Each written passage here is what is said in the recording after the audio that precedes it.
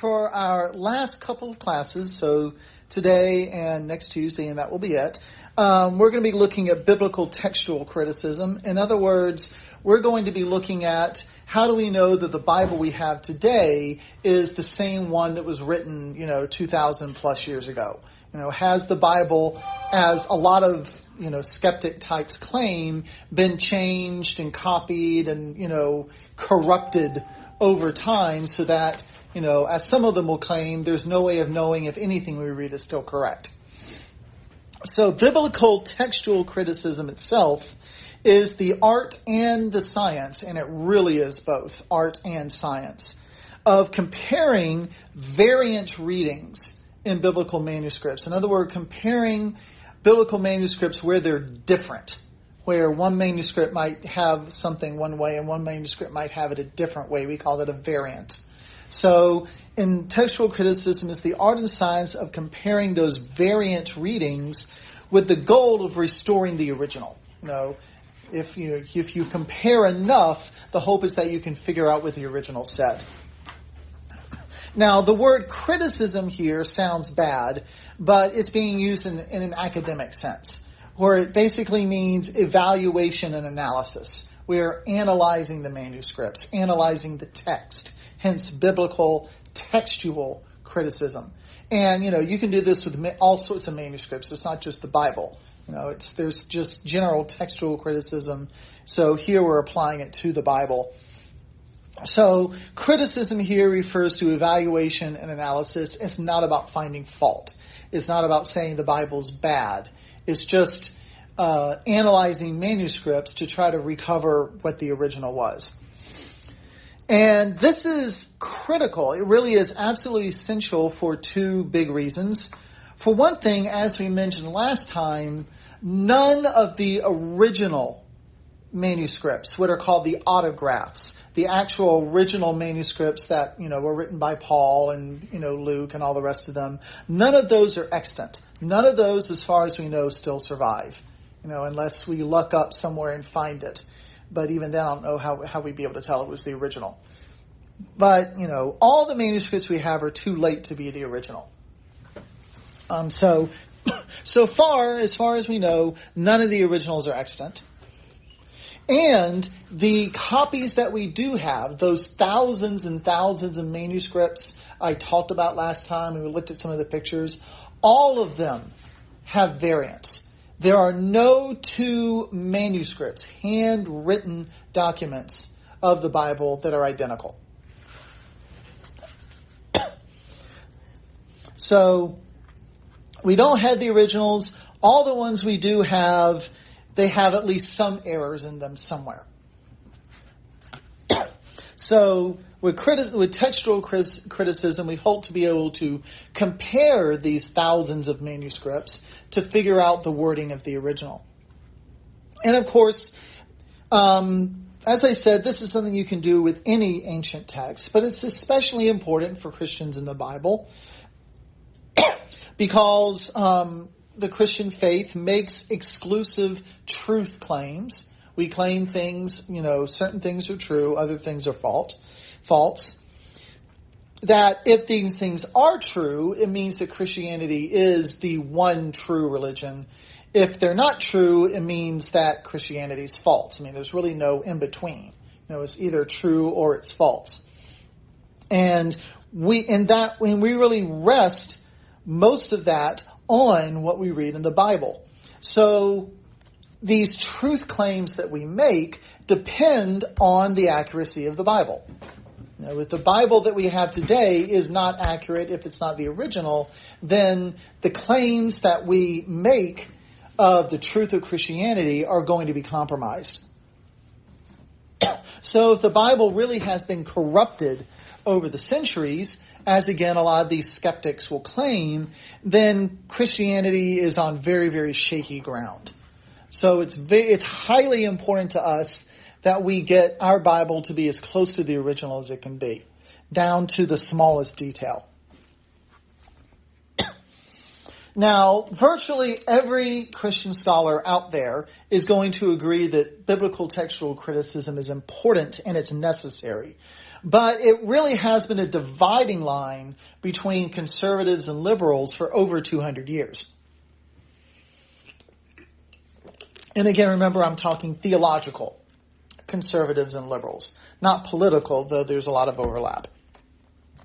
Remember, theological conservatives are going to say that the Bible is divinely inspired, uniquely so, that the Bible is historically reliable, that it's doctrinally authoritative, and that it is universally applicable, and we believe that God has preserved the Bible's integrity.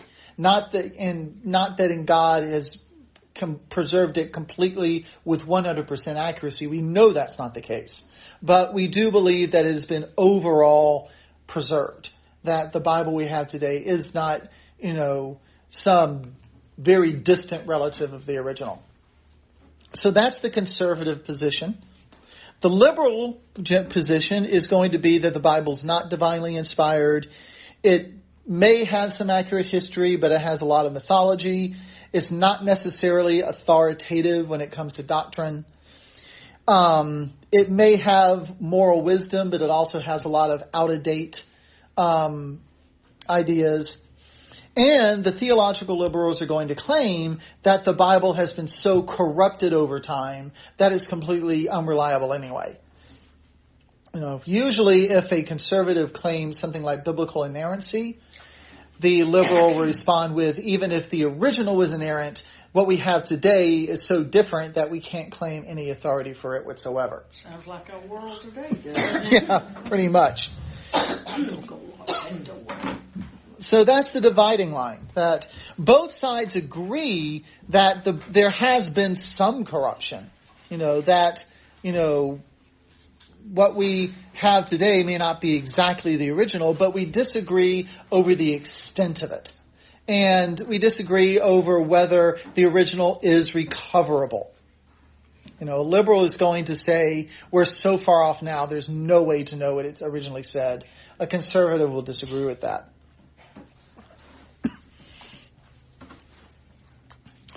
Now, this is another place where the conspiracy theorists will jump on the bandwagon and claim that the Bible was intentionally corrupted. Usually they'll throw around Constantine, Council of Nicaea, things like that. And they'll claim that, somewhere in there, again, the people who wanted to grab power in the church gathered up all the Bibles, and by doing that, they could then change whatever they wanted to and claim that that was the original. So, the conspiracy theories sort of jump on the idea of variance and say that it was all intentional.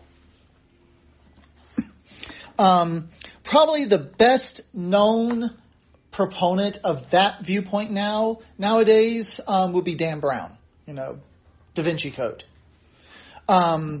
who, among other things, claimed that, Constantine and the early church fathers changed the Bible in order to do things like erase Mary Magdalene and consolidate male power in the church. Now, what most people don't know is that Dan Brown didn't make a lot of this up himself. Rather, he got it from a book called Holy Blood, Holy Grail, which came out in the 80s, which originated a lot of these conspiracy theory types. And this is what it said. And again, this came out in 83. In AD 303, the pagan emperor Diocletian had undertaken to destroy all Christian writings that could be found. Remember, we talked about that. As a result, Christian documents, especially in Rome, all but vanished. When Constantine commissioned new versions of these documents, it enabled the custodians of orthodoxy to revise, edit, and rewrite their material as they saw fit in accordance with their tenets. Again, conspiracy theory. It was at this point that most of the crucial alterations of the New Testament were probably made, and Jesus assumed the unique status he has enjoyed ever since. So this is sort of, the far skeptical. This is, it goes beyond where a lot of even liberal scholars will go. But your average person, if they hear anything about this sort of thing, this is what they've heard. It's the conspiracy theory that the Bible was deliberately changed by Constantine and these other evil bearded white dudes, and that they deliberately destroyed everything older so that they could control everything. But if you talk to honest, fringe biblical scholars, they'll tell you, even the liberal ones will tell you that there's no evidence for that it's nowhere near that bad.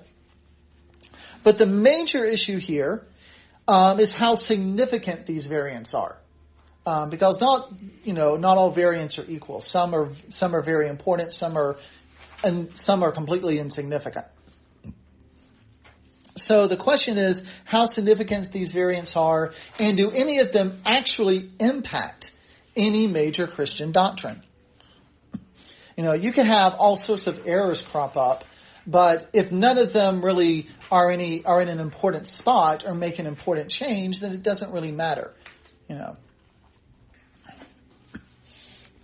So on the unrecoverable, completely corrupted end is probably the best known actual Bible scholar, as opposed to Dan Brown, who's no scholar at all, and that's Bart Ehrman. Bart Ehrman is one of the latest and most influential biblical textual critics. He's the chair of the Religious Studies Department at the University of North Carolina and author of several popular books on biblical textual criticism. Probably the best known of which is a book he wrote called Misquoting Jesus. Another one he wrote was called Forged, Who Changed the Bible and Why. So these are probably two of his best known works. Now Ehrman, again, is very popular because, he writes in such a way that he gets, people really interested. He gets a lot of attention, but he's also very much on the most radical fringe. He's not even mainstream for liberal scholars. Interestingly, his scholarly work isn't nearly as extreme as his popular work. He doesn't make near the wild claims he makes in books like Misquoting Jesus when he's writing for other scholars.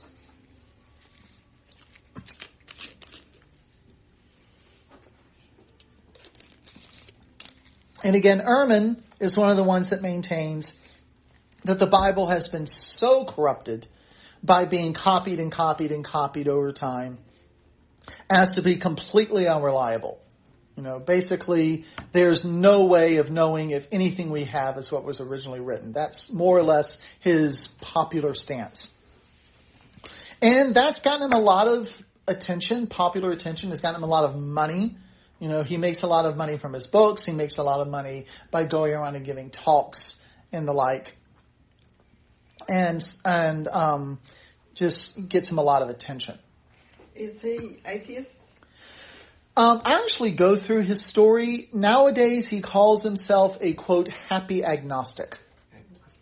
Happy agnostic. But he has a rather interesting story, which I'm not sure if we'll get into today or next time. But he actually started out as a Christian, as a pretty fundamentalist Christian, and went sort of went to the opposite extreme.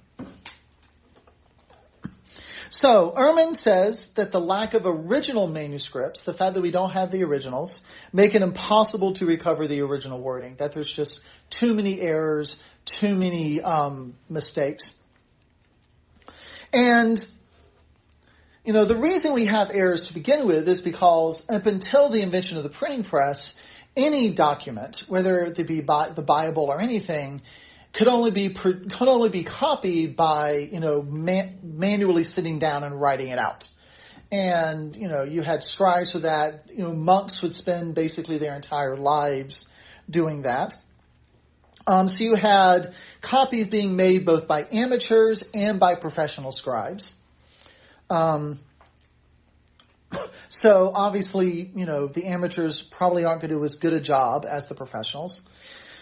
Also making copying difficult is something you might have noticed if you look closely at some of the manuscript pictures last time. But when Greek is written, and Hebrew's the same way actually, it's written in what's called scriptio continua, meaning that there are no breaks between words.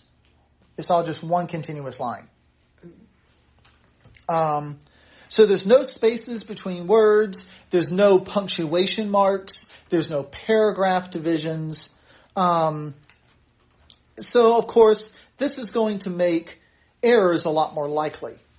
Because it'd be hard to read, too, wouldn't it? Yeah, well, usually back then, people read, when they read out loud. Yeah. People didn't read in their heads. So when you read out loud, and you have to remember languages like Greek were written like they were pronounced, that it just sort of came out. You could figure it out. But copying it, was kind of a different story. So all of this made errors pretty easy, actually. And so, again, there is no manuscript out there that does not have some kind of error. There are no two manuscripts that are identical. So anytime someone copied the book of the Bible, or more than that, errors always crept in. Now, obviously, this was happening from the very beginning, and people knew about this from the very beginning. This is a problem that the early church was not ignorant of at all.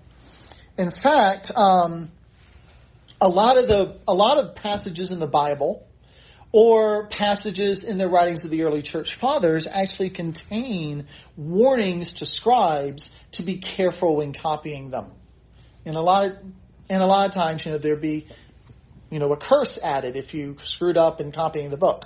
Don't add or subtract anything unless you want the plagues added to your head, sort of thing. That's in Revelation. Part of it is don't, add to the Bible. Part of it is just telling the scribes, don't screw up. Be careful when copying this. Did they ever get to the point of understanding that the Bible is God's Word in inerror? Oh, yeah. Well, that's what we talked about a couple weeks ago when we looked at canonicity. Right. It wasn't that long before people were realizing that these books were divinely inspired and they were inerrant and they needed to be copied carefully. Right. But reading that in Deuteronomy, I never associated that with the scribe. I associated it with... Well, Deuteronomy maybe not so much that was being spoken, but something like Revelation. Oh, yeah. Yeah. And you see this in writings of the church fathers. You see this in other Greek and Roman writings at the time, too.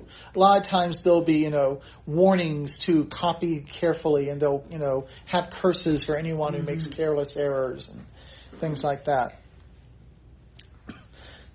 In fact, there were some early critics of Christianity that accused them of deliberately altering their copies. And the Christians accused the Jews a lot of times of deliberately altering their copies of their scripture to make them less friendly to Christianity. So everyone knew errors got made, and it was a problem they were very much aware of, and there were definitely efforts to deal with it. This wasn't something that people were ignorant of back then. But despite that, obviously people made innocent mistakes. People are going to make innocent mistakes. People also made deliberate mistakes. There were additions made to the Bible, deliberately. Bart Ehrman, in Misquoting Jesus, gives what are the two probably best known examples. And the first one is called the pericope adulterae. And that's John 7:53 through 8:11. In other words, it's the story of Jesus and the woman caught in adultery. Anyone have their Bible with them or can look on their phone? Look up John 7:53 in that passage, and there might be a note or a little number thing or something. John 7:53 through 8:11. But almost any Bible, almost any Bible nowadays will have some indication that passage is not in the original. It's not in any of our earliest and best manuscripts. It's usually the way it's put. They'll say, this passage is not found in our earliest and best manuscripts. Yeah. And so this is a known addition. There's virtually no debate among scholars, and I'm talking about Christian scholars, conservative scholars, liberal scholars, atheist scholars. There's virtually no debate that this was not in the original gospel, that this passage was added later.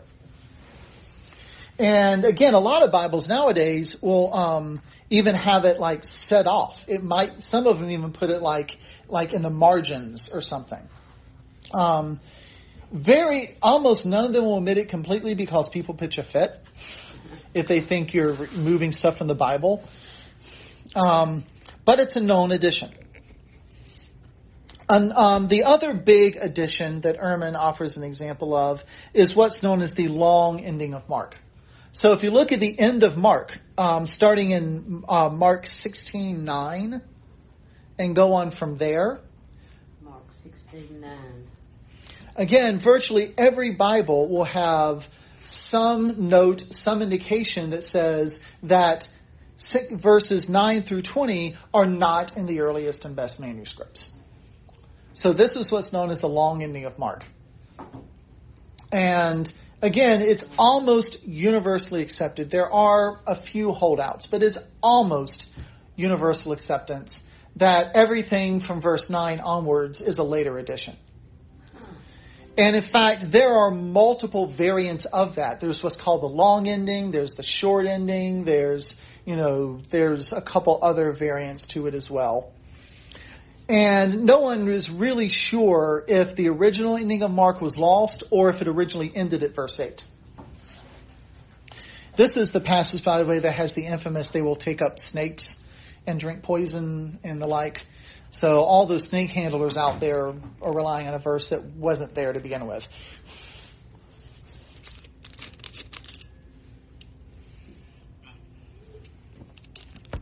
So these are the two big examples that Ehrman gives in misquoting Jesus. Again, virtually all scholars will agree that these are later additions. There is a lot more debate as to whether or not they're accurate. Because quite a few scholars will say that, yes, these were later additions, but they were part of the oral tradition. They were stories about Jesus that people knew, and they were just inserted later into the text. So just because they were a later addition doesn't mean that they're not true. They could very well be accurate. It's just they were added later on.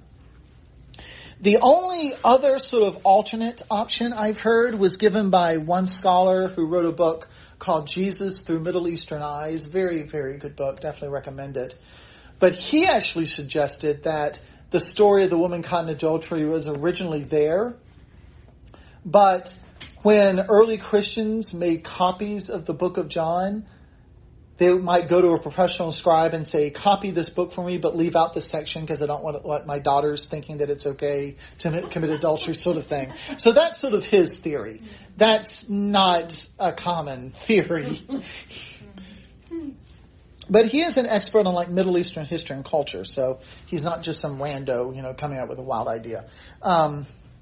Unfortunately, I can't think of his name off the top of my head.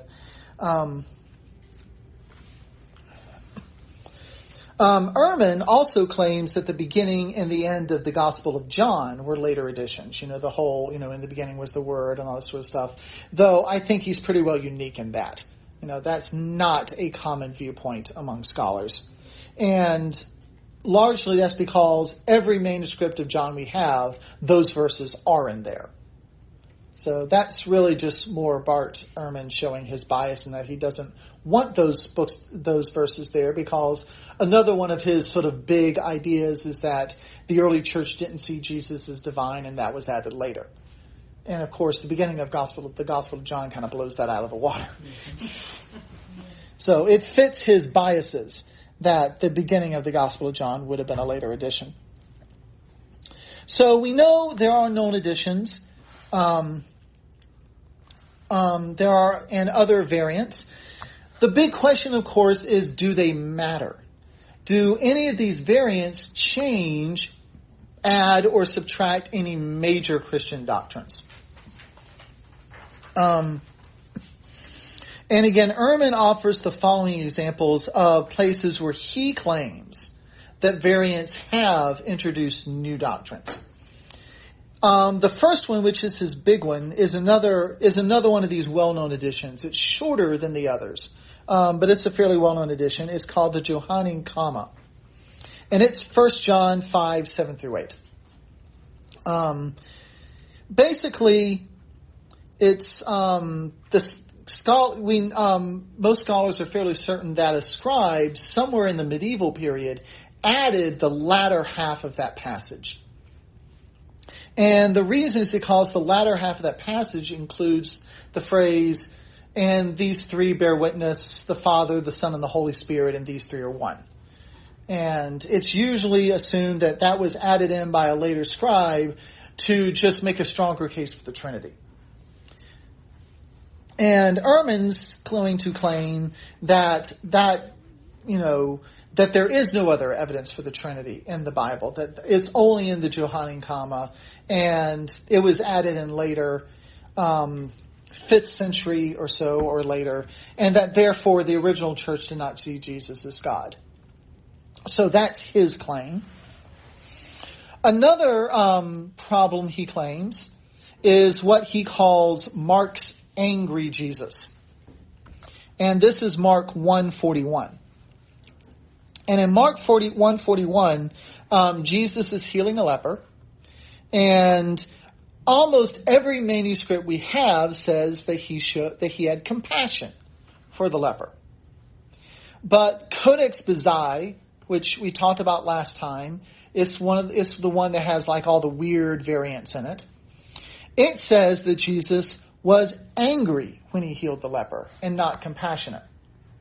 And so Ehrman is claiming that this was later changed to give a better view of Jesus. That later Christians were bothered by the idea of an angry Jesus, so they changed it to compassionate.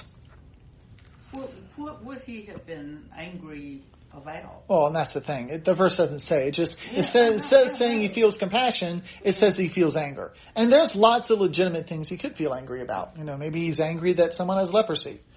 Yeah.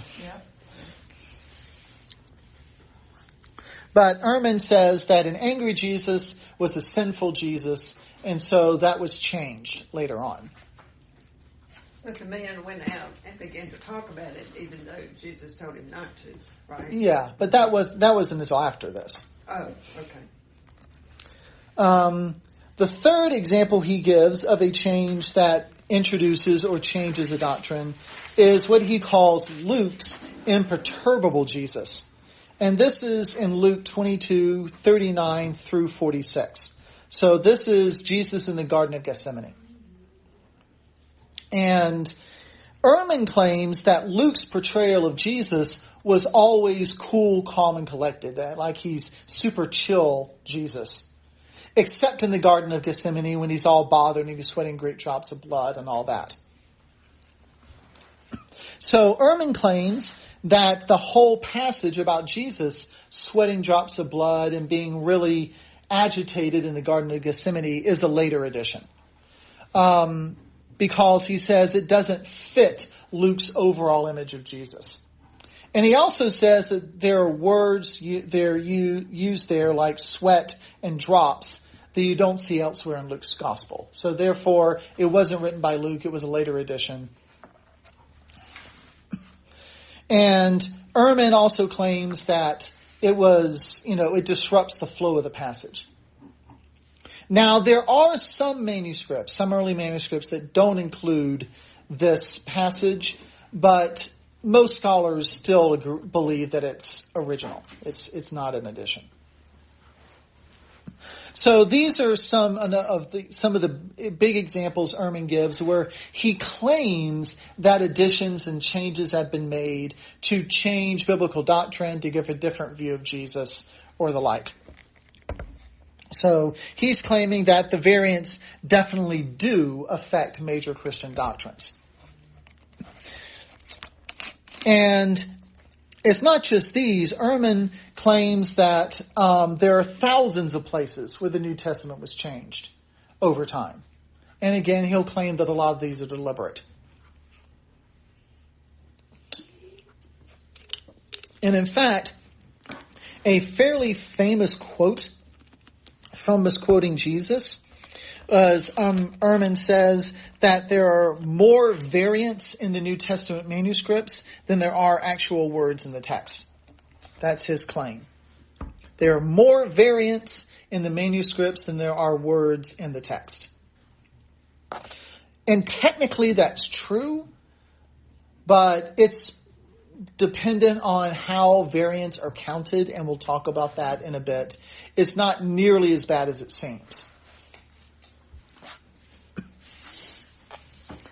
So another thing Ehrman does in misquoting Jesus, which is very sort of postmodern, very much sort of hip, is he gives his own, quote, deconversion story. He tells how he went from being a committed Christian to a hardcore atheist slash agnostic.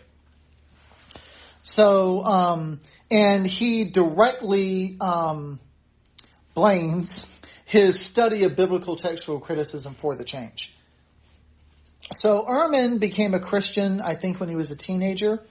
And he was very devoted, very sort of fundamentalist. He attended Moody Bible Institute and Wheaton College, which are both very, very conservative institutions.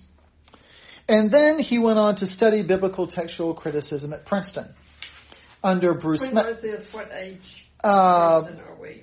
Well, is he still living? Yeah. Okay. He's like in his 50s, maybe 60s. Oh, okay. Yeah.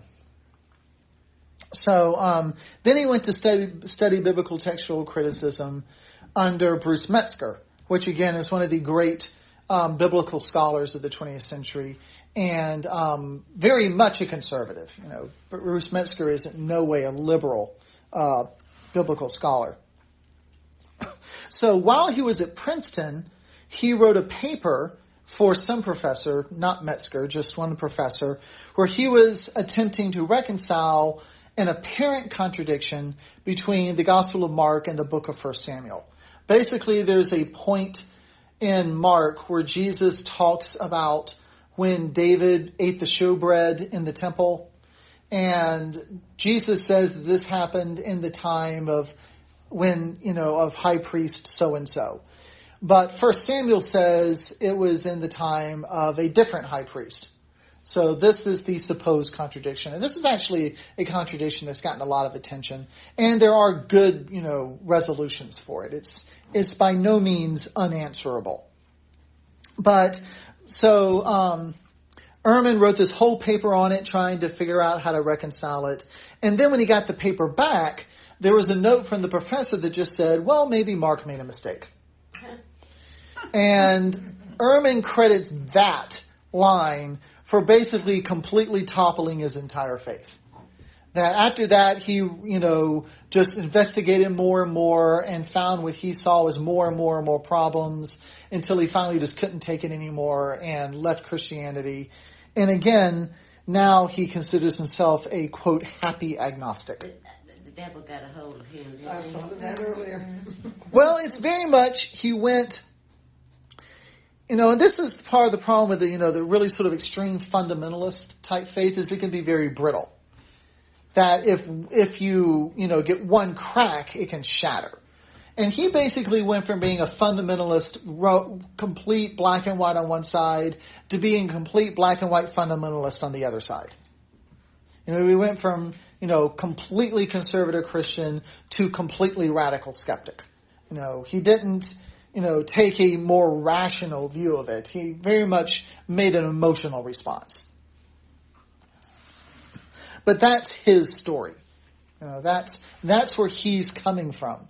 So now he really calls it his goal, and he teaches, he teaches classes, he's a professor, and he will tell his students the first day of his class every semester that it is his goal that any of them who came in Christians to not be Christians by the end of that semester.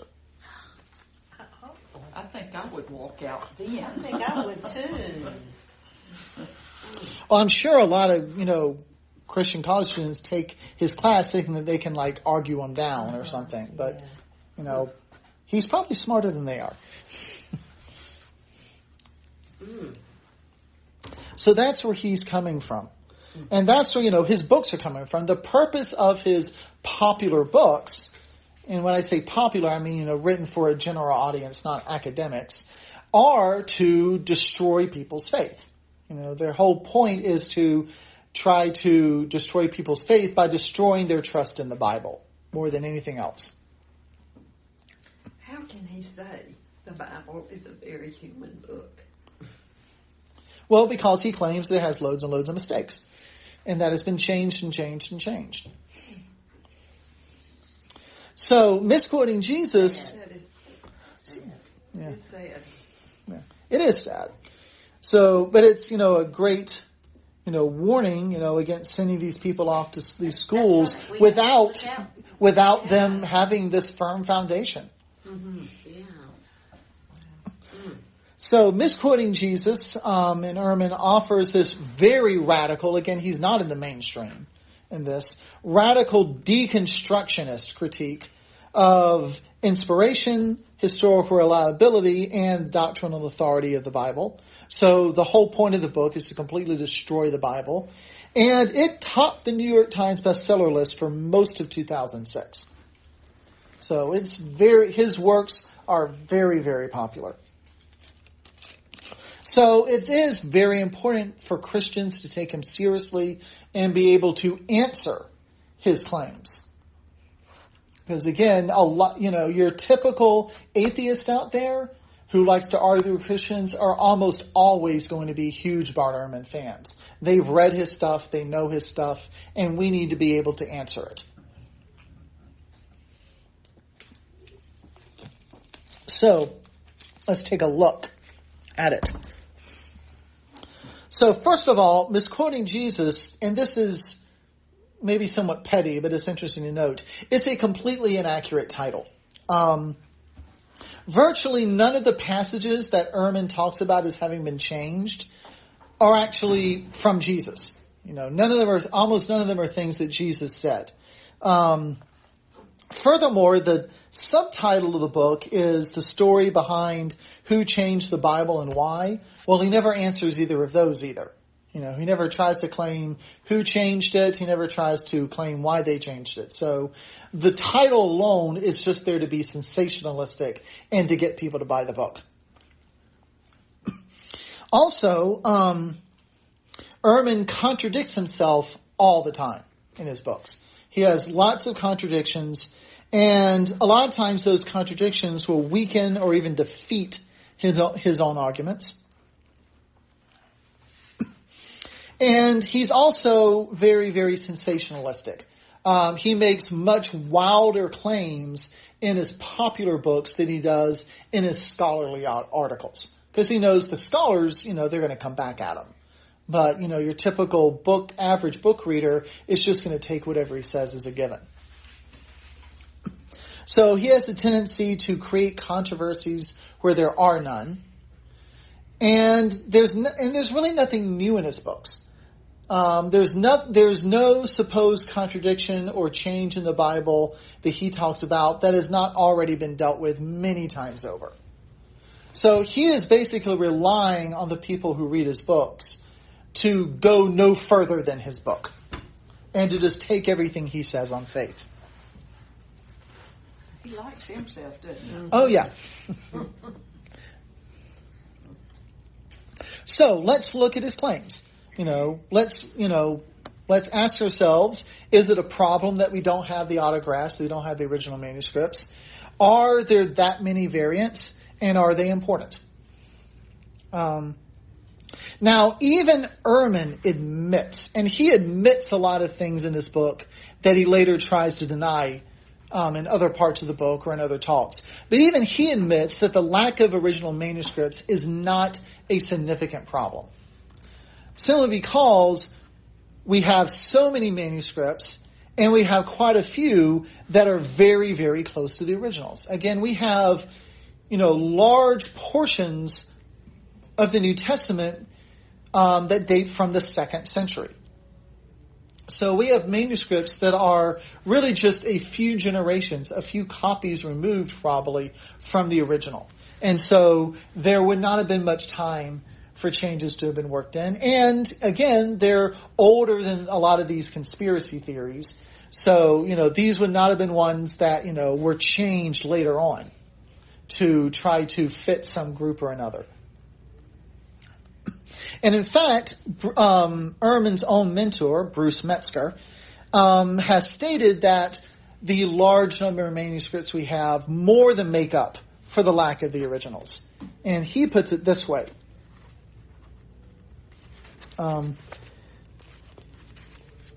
And this is actually a quote that Bruce Metzger gave to Lee Strobel in his book, The Case of Christ, where he goes around and interviews a lot of different scholars. So this is from that interview. He said, when I first found out that there are no surviving originals of the New Testament, I was really skeptical. I thought, if all we have are copies of copies of copies, which is true, that's all we have, how can I have any confidence that the New Testament we have today bears any resemblance whatsoever to what was originally written? This isn't an issue that's unique to the Bible. It's a question we can ask of other ancient documents. But what the New Testament has in its favor is the unprecedented, by far, multiplicity of copies that have survived. The more often you have copies that agree with each other, especially if they emerge from different geographical areas, the more you can cross-check them to figure out what the original document was like. We have copies commencing within a couple of generations from the writings of the originals. In addition to the Greek manuscripts, we also have translations of the Gospels into other languages at a relatively early time, into Latin, Syriac, and Coptic. And there are other examples as well. And so this is something a lot of people don't realize, is they think, well, we have all these manuscripts with all these variants. But that actually makes it much easier to get the original. The more manuscripts they have, the more differences, the more we can compare them. And again, we have more manuscripts of the Bible than for any other ancient book, and it's not even close. Also, again, Christians realized very early on that these books were inspired. Again, there were a few ones they debated, things like, Revelation and Jude and some ones like that. But by far, almost all of what we now consider the New Testament was recognized as Scripture almost immediately. I mean, you have Peter referring to Paul's writings as Scripture in 2 Peter. So Christians knew very early on that these were divinely inspired books, so they had a lot of motive to copy them as carefully as possible. They respected them. They weren't going to be sloppy, and they weren't going to take things out or add things in for the most part. So the early Christian scribes would have, for the most part, been amateurs. I'm sure there were some professionals in there. But for the most part, they would have been amateurs, but they also would have treated the text with the utmost respect. Later on, you would have had professional scribes copying them, once Christianity was all legal and everything. But they would have been professionals. And, by the time you got to the Middle Ages, which is where a lot of our manuscripts are from, these scribes, a lot of which were monks, were probably exercising about as much care as the Masoretic Jewish scribes were for the Old Testament we talked about last time. How they had all these different techniques of making sure that the text was pure and accurate. So, when Bart Ehrman says that there are, quote, more variants in the words, more variants than words in the New Testament, it's technically correct, but it's also very, very misleading. And Ehrman knows what he's talking about. And that's because of the way they count variants. Basically, if you have 2,000 manuscripts of a single document, and a single word is misspelled in all of them, maybe they were all copied from one manuscript and that word was misspelled, so that word is misspelled in these 2,000 manuscripts. That doesn't count as one variant. That counts as 2,000 variants. So the way variants are counted tends to produce very large numbers. So, yes, we have a very large number of variants, but that doesn't mean you have that many different, unique variants. It may just be a single misspelled word copied the same way over a few thousand manuscripts. Furthermore, over 99% of variants are minor changes to syntax, to grammar, and to spelling. And one of the nice things about Greek is that things like syntax and grammar are a lot more flexible than they are in English. Like, one of the most common types of variants is to do something like flip two words. Reverse two words. Well, in English, that can make a big difference. That might, for example, you might go from a statement to a question. You are sleeping versus are you sleeping? But in Greek, it doesn't work that way. Greek is what's called an inflected language, which means that everything is given by suffixes, by word endings. In English, you have sentences and you have subject, verb, object. And you know what the subject is and what the object is by the word order, by where they are in the sentence. In Greek, you could have that same sentence written subject, verb, object, verb, subject, object, and it doesn't matter because what tells you the subject and the object are the suffixes in the word. So it's a lot more resistant to creating changes in meaning just by these kinds of small common errors. We better go learn Greek, y'all. Have we can fun. write any way we want to, can't we?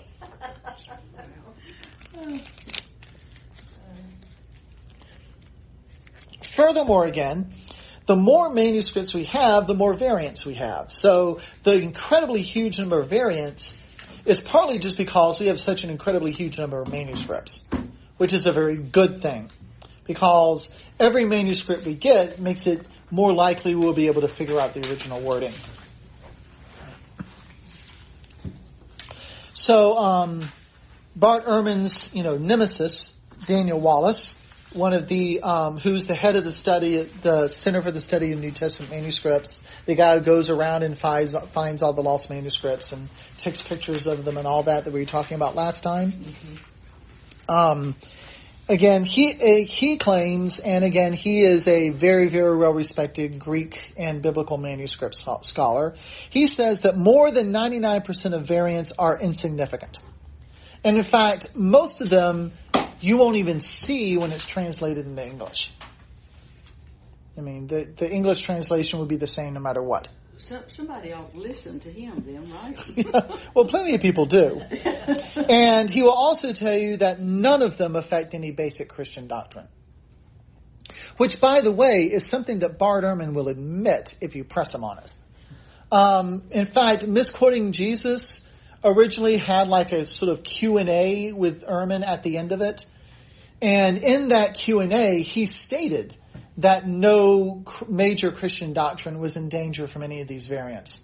And that statement was very quickly edited out of later editions of the book, because he really just undermined his entire premise.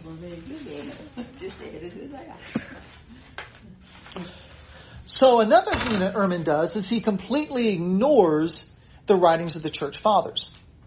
And the church fathers, which again were the leaders of the church from for the first few centuries of its existence after the apostles, their writings quoted the Old Testament and the New Testament so much that you could really reconstruct, especially the entire New Testament, just from their writings. And so they give us another check. They're basically another source for what was the original wording, because they quote it so much.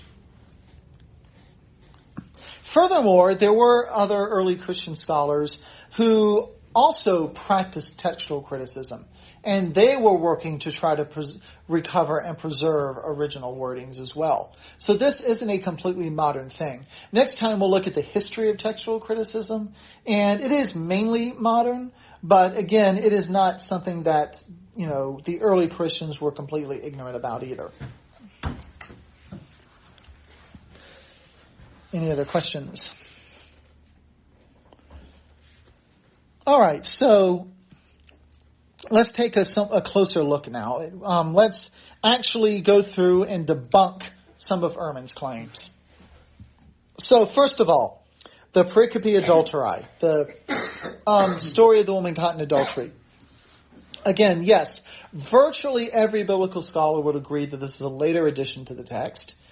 Liberal scholars will claim that it's completely legendary, that it's a total fabrication, that someone just made it up and stuck it in there. But a lot of scholars, again, believe that it was an authentic oral tradition that was added in fairly early on. And it didn't take long. It's only, some of the really earliest manuscripts we have of John that lack it. Interestingly, it shows up in Luke in one manuscript. So, but the four Gospels, we know that those were four different people there, but they have similarities in what. Well, the first three especially, the synoptics, and then there are some differences, because if I were to tell a story and you tell the story of something that we experienced, neither one of us would say the exact same thing. Yeah. And J. Warner Wallace, who is a retired cold case detective, he actually is interviewed by some of those TV news shows quite a bit. I forget, was it 2020? One of those that used to interview him all the time. But he became a Christian because he applied his cold case detective skills to the four Gospels and said, do these read like authentic eyewitness accounts? And he concluded that they did. And he has a very, very good book called Cold Case Christianity that is all about sort of everything, his sort of journey and, all the different ways he analyzed the Gospels. It's really, really good and very readable, very fun read, actually. So definitely recommend it. But he goes into all that. And he goes into, a fair amount of detail comparing it to, and every chapter he compares, his topic to some actual case that he worked on. And, he goes through and shows, how, for example, you can figure out, not only what happened, but who the original writer probably was by the differences in the Gospels, by, their different perspectives. So, the pericope adulteri very likely could have been an authentic oral tradition that was added later. Certainly, later Christians would have been very unlikely to invent Jesus saying, "Go now and sin no more." Because they were, even the early church tended to be a pretty rigid bunch. And they were highly unlikely to make up a story about Jesus telling an adulterous woman, just go and sin and I'm not going to go and not sin and I'm not going to stone you. So that's a good argument for it still being an authentic story. It's just not something that people are going to make up. They might make it up now, because we have a very different perspective now. But back then they weren't going to. And we know that the early church preserved a lot of accurate oral traditions about Jesus that never made it into the Gospels. They knew a lot more about Jesus than we did. One of the greatest losses to Christianity is there was an early 2nd century Christian writer, Papias, who most likely was a disciple of the Apostle John. And he collected a lot of these oral traditions and stories, and he wrote a multi-volume work, basically collecting every story about Jesus he could get his hands on. Again, contained much, much more than we have in the Gospels. Completely lost to us. All we have are a few quotations from Eusebius, who came 200 years later. And Eusebius didn't like Papias because he disagreed with his interpretation of Revelation. So he thought Papias was stupid. But almost all accounts are that he had lots of accurate stories about Jesus in his book. that we just don't have anymore. So it's quite possible that this is one of those that was inserted into the Gospels. And even Ehrman agrees that the story is probably authentic. So it's not, furthermore, I can't think of any major Christian doctrine that depends on the pericope adulterae. People quote it a lot, but there's nothing in it that you couldn't get elsewhere. That Jesus is forgiving. Well, yeah, we knew that. That Jesus doesn't want us to sin. We knew that too. About, the most you get is, well, it's the only place in the Bible where we actually have it recorded that Jesus wrote anything. Because he wrote in the sand. So, other than that, there's really nothing new there. So, it's not introducing new doctrines to have it there. So, yes, the pericope adulterae is a later addition. It very well could be authentic. Either way, it's not. There are no major Christian doctrines in danger, whether it's there or not there. Next, we have Mark 16, which the long ending of Mark, or even the short ending of Mark, basically any ending of Mark that goes beyond verse 8. Now, verse 8, if you go and read it, ends with the women running away from the empty tomb, frightened. The angel has told them that Jesus rose from the dead. And a lot of people, Bart Ehrman including, will try to claim that, well, without the long ending, there's no resurrection in Mark. So Mark ends with Jesus still being dead. And that's completely untrue. It ends with an empty tomb and the women being told that he's risen. You don't have any appearances of Jesus, but you have enough to know that he rose. So, adding on the long ending doesn't add in the resurrection. So there's three possibilities. One is that the original author, Mark, probably taking down Peter's stories. It's pretty well accepted that Mark is basically acting as Peter's scribe here when he wrote the book of Mark. And one possibility is that he just intentionally ended it that way. And there are reasons for believing that. There are other ancient documents that end that abruptly, but with an ending that lets you know what's going to happen.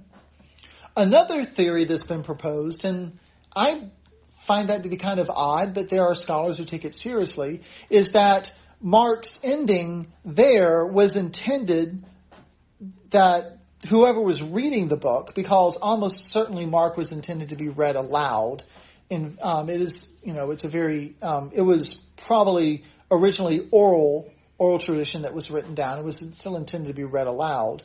And some scholars have suggested that the idea was that when the reader got to that ending, he would then go on and tell his story about how he encountered Jesus. So that's one theory. Again, I find that somewhat odd, but there are scholars who think it's certainly a possibility, so they probably know more than me. Another possibility is that for some reason or another the gospel was just never finished. Seems unlikely, but it's possible. The third possibility, and a lot of people hold to this, is that basically the last page of the scroll or whatever was lost. And so there was an original ending, but it was lost fairly early on, and we don't have it anymore. But again, ending Mark at verse 8 doesn't change anything. Christ still rose. There's still an empty tomb. The women still saw it, and they're still going to see Peter and the apostles.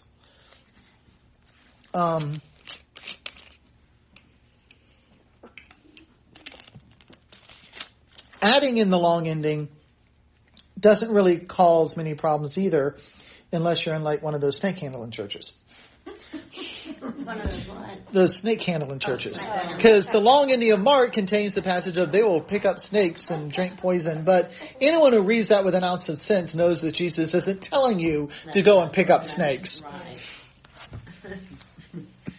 So even then, there's nothing, unbiblical about the ending. And most people think that the ending was sort of cobbled together from the other Gospels anyway. So there's nothing heretical or dangerous about any addition to the ending of Mark.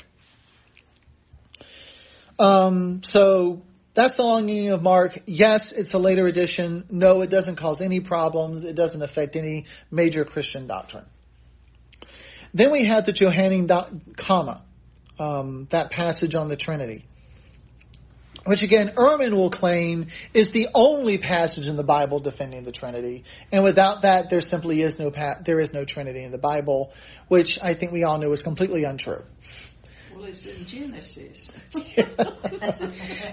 You can vary the Trinity, even if you're just looking at the New Testament, is very clearly given in the rest of the New Testament. Even if it's not spelled out as directly, you can't read the New Testament and not come away with it. If nothing else, we have the Great Commission, baptizing them in the name of the Father, the Son, and the Holy Ghost. It's right there. You don't need something in 1 John. So, and we know that the early church fathers regarded Jesus as divine. They didn't have to have some extra verse slipped into 1 John to tell them that.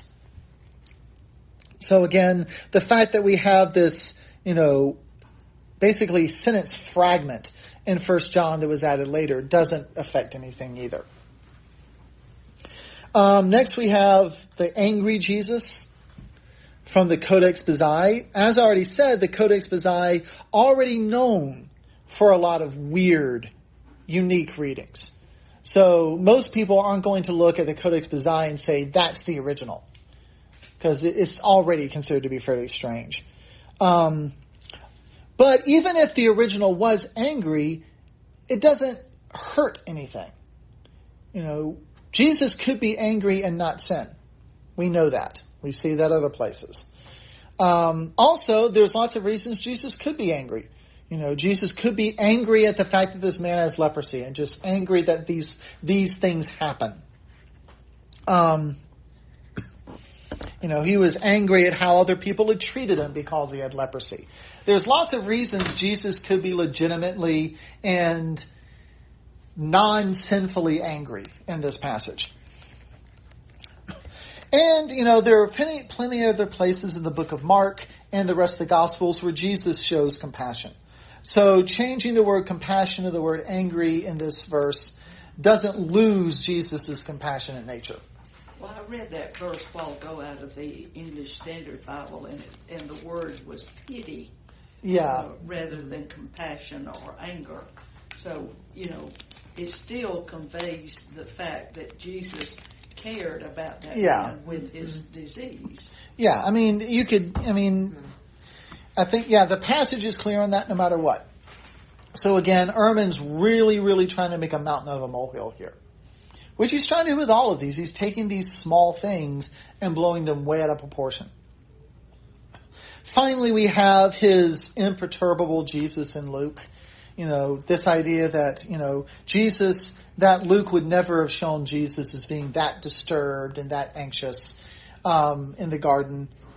But, even if Luke was painting a calmer picture of Jesus elsewhere, it only makes sense that Jesus would be agitated in the Garden of Gethsemane going into being crucified. Because at that point he's a human being. Well, he's a human being the whole time. Right. So that brings it more to life. Yeah. That he would be having those. Yeah.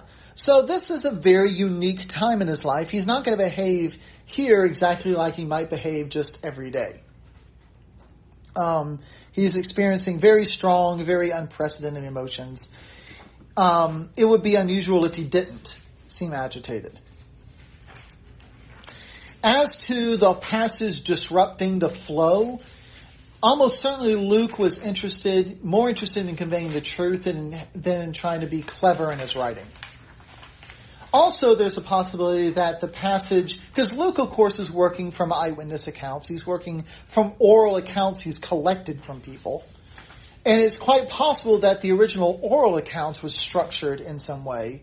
But Luke went and took a story he heard from someone else about the whole sweating great drops of blood and just stuck it here.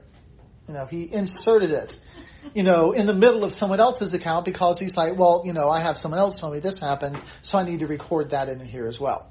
I could write this story better than you did. So I'll just add that. Yeah. Is that what? That's what it sounds. And so again, that even if this is an addition, and this is by no means a universal opinion, this is, a minority opinion as far as I know, that this path, that it's an addition. It doesn't change anything. It doesn't change anything about what we see as Jesus' character. It doesn't make him any less divine to know that he was in anguish the night before he was going to be crucified.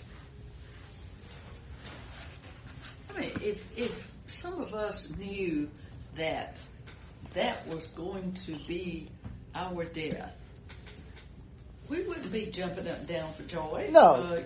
We would be, trying to collect ourselves and to be able to come to terms with Jesus, a death like that. And Jesus was God and he was sinless, but that doesn't mean, he wasn't immune to pain. Right. And he knew also that he was going to have to, he was going to have something happen with his relationship to the Father. Now, there's a lot of debates of exactly what that means, but he knew that he was going to have to suffer in a way that he'd never suffered before.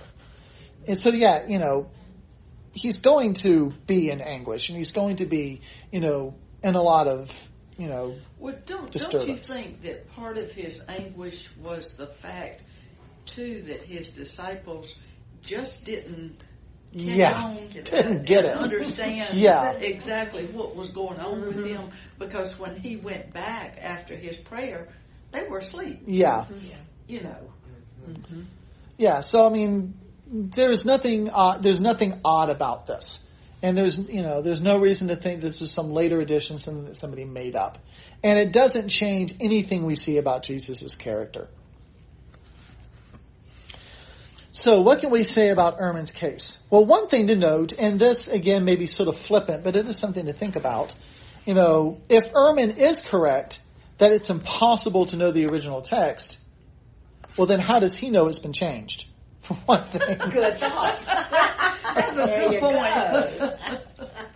Ehrman completely fails to prove his case. He never answers the questions of who changed the Bible and why. And he certainly never demonstrates that any changes alter any basic Christian doctrine whatsoever. So his book really is a tempest in a teapot. And all it shows is that Ehrman is far more concerned with discrediting Christianity than in doing any kind of unbiased research. Sounds like he gets pleasure out of it. Oh, yeah, I think he really does. So Ehrman, as I said before, he is still a fundamentalist. He has a black and white worldview. He's just on the other side now. But with him, he can't, take some middle ground. If he can't fully buy into Christianity, he's going to destroy it.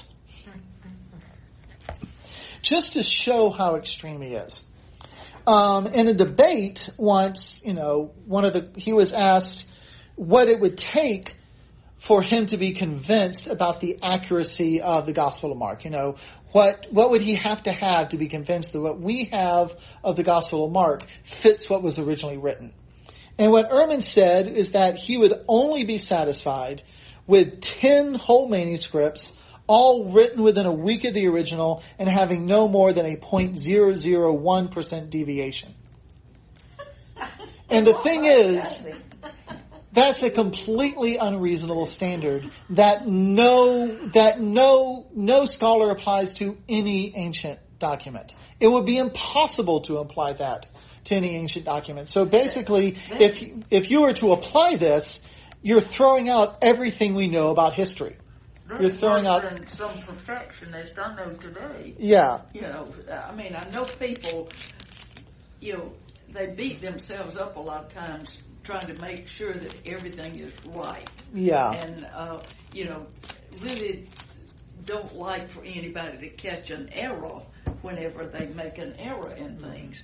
And he sounds worse than that, really. Well, again, it's just because he doesn't want to believe. Right. There's nothing scholarly about that. He couldn't justify that to any biblical scholar. They know it's ridiculous. He's set against it. And again, it's because he lost his faith. And as most people who lose their faith do, they completely turn against it. And you have to realize he lost his faith because he gained his faith in an atmosphere that did not allow for any doubt or questioning. So we could never build it up. Frank Turek, who's sort of one of our great modern apologists, put it this way, when he says, so many people are being argued out of their Christian faith because they were never argued into it. They were never given good arguments for it, so they can be easily argued out of it. He might end up like what was the movie? There is a God with that college professor. He was dying, and he. Where did you say he's a professor? University of North Carolina, Chapel Hill. Oh, I did not. Oh my God. That's right here, close to us. Right in our area, almost. I don't know why. I just didn't think it was near. You have opened my eyes. I knew that went on, but just that's scary. Parents pay to send their kids there. It's unreal. Now, we can say that in one way, Ehrman has done the church a favor, and that is he has exposed the need for people to understand this stuff. Yeah. Basically, there's a church historian that used to be at Yale, Yaroslav Pelikan, who said that the church should never be the church should always be more than a school, but it should never be less than a school.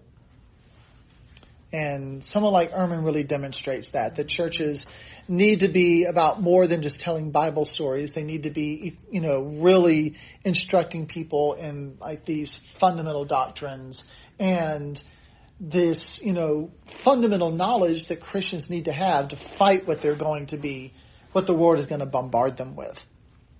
So really, this kind of dumbing down of Christian education is very dangerous. It's probably you have kids going to Sunday school where they hear a bunch of like nice little Bible stories, but aren't, given any solid doctrine and any kind of apologetics or anything. And so they grow up and, just they're easy prey for someone like Bart Ehrman. But the nice thing is, and a lot of Christians, when they hear about people like this, they think, oh no, these people are going to be like super smart and I'm not going to be able to answer their arguments all. But when you actually read them, you realize that their arguments are really shallow. And they're filled with inaccuracies. They're very easy to answer. We just have to know enough to be able to do it. So this was sort of an introduction to biblical textual criticism, sort of almost like a case example of how it's applied. Next time we'll look at some of the history of it. We'll look in more detail as to exactly what goes into it. How do you use all these different manuscripts to figure out what was originally there? And how confident can we be that, we have recovered everything? So, on to our recommended reading. 2 books. The first one is Misquoting Truth, a guide to the fallacies of Bart Ehrman's Misquoting Jesus. So this book is really sort of a step-by-step rebuttal of Ehrman's book. Unfortunately, I don't have it because one of the guys in the first time I taught this class took it. I don't know if he put it in the library or not. It's Jim Robinson. If you want to go bug him about it, I think he may be still reading it. Yeah, I think it was him that took it. But the other one is this one, The New Testament Documents, Are They Reliable? By F.F. Bruce. This is fairly old now. This is, I think, the first book he wrote. Yeah, it first came out in 1943, but he, revised it several times since then. And it's just a good introduction to manuscripts and biblical textual criticism. Finally, for recommended viewing, we have the Ehrman Project, which is a series of videos on YouTube where various top biblical scholars basically point out Ehrman's inaccuracies and show ways of countering his arguments. So it's, I forget how many videos it is, but each one is like top, conservative biblical scholar showing you how to debunk Bart Ehrman's arguments. So, any final questions? It was interesting, I'll tell you. Yeah. I got a lot out of tonight. Be aware.